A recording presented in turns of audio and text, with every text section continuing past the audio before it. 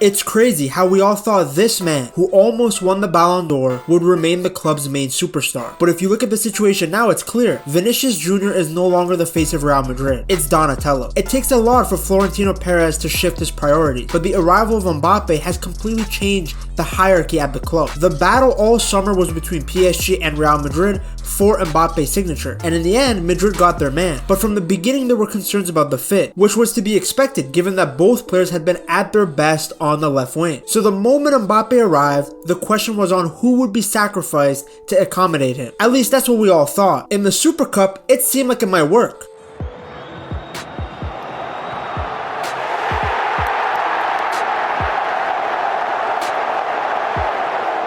The two were bending Atalanta over like Lily Phillips. Considering that Mbappe had spent a large chunk of his last season at PSG playing more centrally, it felt like he could seamlessly go into that striker role. Basically play like the way Benzema did in 2022. Where does Mbappe fit into this side? Well, that's the difficult thing, because I think he's at his best when he's playing sort of an inside left, outside left, coming in from that left-hand side onto his right foot. Well, that's where Vinicius Jr. has done so much good work this season. So I think he's going to have to probably play on the other side, or if he plays on the left, Vinicius Jr. is going to have to adapt his game and play on the right. But as a front three, I mean, it's a magnificent front three. But in the midst of all the tactical adjustments and lineup shifts, it became clear Kylian Mbappe is the new king of Madrid. And the best part, he came on a free transfer. Although let's not forget his wages. In just months, he went from being Paris's golden boy to speed with a shaved head to now the undeniable focal point of Real Madrid's attack. And while Vini remains a world-class talent, he's no longer the untouchable star he once was. We were all expecting more when he decided to tweet, "I'll do it 10 times more if I have to." His stats on paper still look pretty good. Obviously not as good as the previous seasons, but he's still a threat. He scored a hat-trick against Dortmund in the Champions League, got a hat-trick against Osasuna in La Liga, and caused all sorts of problems against City. In fact, the beginning of the season, it was Mbappe that was getting the criticism. How does he fit in terms of where on the pitch do you put him? And that actually has been the focus, I think, almost more than the questions about personality has been about play. You've got three forwards at the moment around Madrid who would consider themselves to be starters at the club. Rodrigo, Vinicius, and now Kylian Mbappe.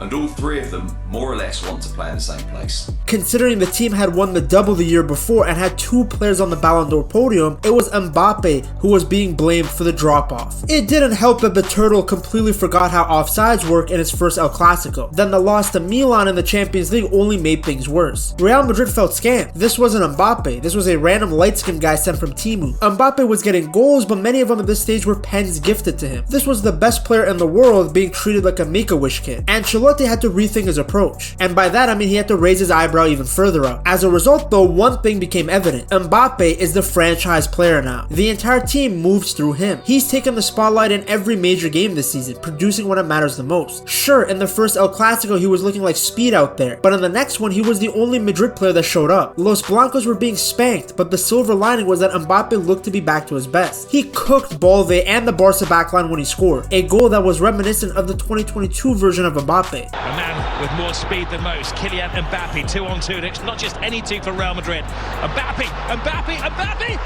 scores! The man for the occasion!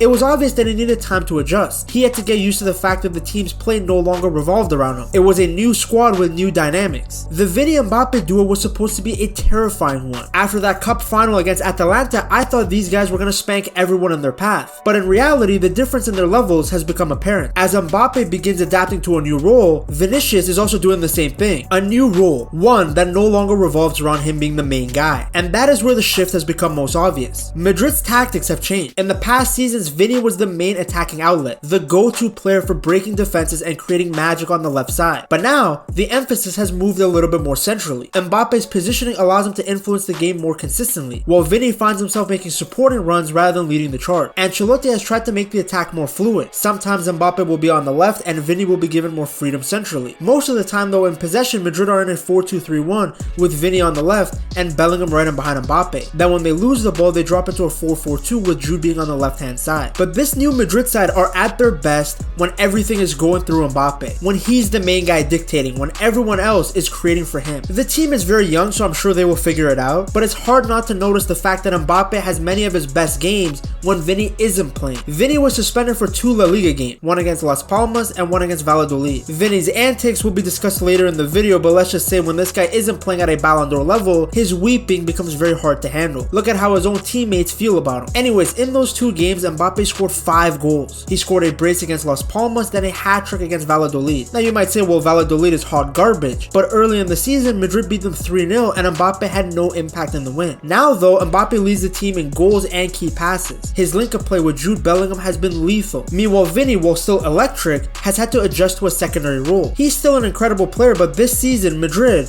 is Mbappe's team. Take one of the biggest games this season against Manchester City as evidence. It was Mbappe's presence that made the difference. He delivered the decisive goals, the crucial moments, the performances that will define the season. Then look at the game against Villarreal. It was Mbappe's brace, while Vini was on the bench, that gave Madrid the hard-fought 3 points away from home. Vinicius still has flashes of brilliance, but he isn't the main man. In fact, some Madrid fans are beginning to question whether he can fully thrive in this new system, especially since it's become so clear that Mbappe has surpassed him. Ever since Vini came back from suspension, he hasn't been as good. In certain games, all he does is complain instead of playing. I want a stat that tracks Vini's whining per 90. Mbappe is the superstar. He's the player that Real Madrid fans look to in moments of crisis. The same way that Ronaldo once dominated the team, Mbappe has taken over. And the biggest factor, his presence has even affected the Ballon d'Or race. For the past few seasons, Vini was on an upward trajectory. Many thought he would be the next Madrid player to claim football's highest individual honor. After all the previous recipients were either Messi or a Real Madrid player. But now,